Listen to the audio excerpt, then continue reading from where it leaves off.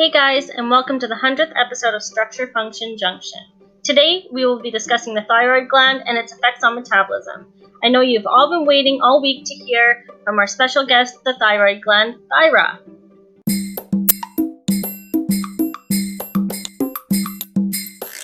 We're very fortunate to have her here as we know she's very busy regulating our metabolism and all. We know she doesn't need an introduction, but let's talk a little bit about what the thyroid does. Thyroid is a pretty big deal and is the largest gland in the neck and has a butterfly shape. That butterfly shape is two roughly oval lateral lobes on either side of the larynx connected by a narrow band called the isthmus. Thyroid is a highly vascular organ and is regulated by TSH from the anterior pituitary. Thyroid works for the endocrine system and her main job is to regulate your metabolism. Thyroid consists of epithelial cells arranged to form small sacs known as vesicles or follicles. These vesicles are supported by connective tissue that forms thyroid's whole framework.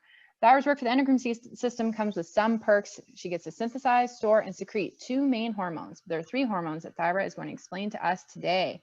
Thyra, welcome. I know you are so busy. Thank you. I was actually shocked I was able to be here today. Let me tell you, so my friends, the anterior pituitary gland, hypothalamus, and I work together. The anterior pituitary makes TSH, or thyroid stimulating hormone, who receives a message from the hypothalamus via secretion of thyrotropin releasing hormone, or TRH. TRH is then sent to the thyroid gland. So Thyra, I understand that T3 and T4 are made from follicular cells which contain colloid, a fluid. What part does colloid play? Inside colloid is the protein called thyroglobulin. Thyroglobulin is broken down by enzymes which then react to create and release T3 and T4, but they also act as a garage for both hormones. I bet no one knew that you need to eat for me to do my job. Iodine only comes from food we ingest, such as iodized salt, seafood, and dairy products. All the cells work hard to concentrate iodine, which attaches to tyrosine, an amino acid, creating a compound called iodotyrosine. Wow, Thyra, it sounds like your job is to maintain such a delicate balance of these hormones in the body. I guess I have a good excuse to eat more cheese. What could happen if it were to produce too much or too little of your hormones? You're right. So the balance of the hormones I produce play a really important role in the body's metabolic homeostasis. If I'm overworking and producing too many hormones, I could cause a condition called hyperthyroidism. If I'm feeling lazy and not producing enough of these hormones, then the condition is called hypothyroidism. So if you're working too fast or too slow, that means I have to pay for it? You got to tell me more about the details of these conditions. Absolutely. So in other words, overactivity of the thyroid gland or hyperthyroidism may be a result of various health conditions. An overproduction of the thyroid hormones T3 and T4 results in an increased overall metabolism. The increase in metabolism will then result with symptoms such as increased heart rate, increased body temperature, weight gain, and increased digestive rate, which will lead to diarrhea. Oh boy, that sounds like me on a regular basis. Should I be going to the doctor? That's funny you bring that up. One time, my doctor found thyroid lumps, and I had no idea. Anyways, underactivity or hypothyroidism may be a result of various health conditions. The underproduction of thyroid hormone will result in a slowed metabolism, causing symptoms such as fatigue, muscular and mental decline, weight gain, low body temperature, and slowed digestion, leading to constipation. Oh my gosh, who knew our thyroid hormones could affect our bodies this much?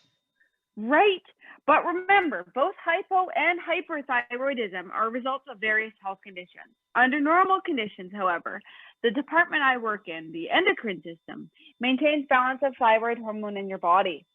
Let me guess, is it through a negative feedback loop? Yes, so in our department, we follow a chain of communication to get things done. Starts off with the hypothalamus, who keeps an eye on the body's metabolic rate. If he senses, let's say, a decrease in metabolic rate, he'll let the anterior pituitary know, using thyrotropin releasing hormones to get the message across. When the anterior pituitary receives that message, she'll then send thyroid stimulating hormones to me, which will let me know I need to start producing and releasing more thyroid hormones so that the metabolic rate will increase. That sounds like a lot of teamwork then. Exactly. The hypothalamus is always monitoring the metabolic rate, so eventually he'll see it start to go up. When that happens, though, we all finally get a bit of a break. The hypothalamus will stop sending out his thyrotropin-releasing hormones, and the anterior pituitary also stops sending out those hormones. So I, too, get to stop producing and releasing. It's a continuous process, so we're always working 24/7. On that note, we should probably let you get back to work. Thank you, Thyra, for sharing your information and always regulating our metabolism. Up next on Structure Function Junction is our special feature for the week. Let's all take a closer look into the thyroid hormones under the microscope. Put your lab coats on, people. We're entering biochemistry mode.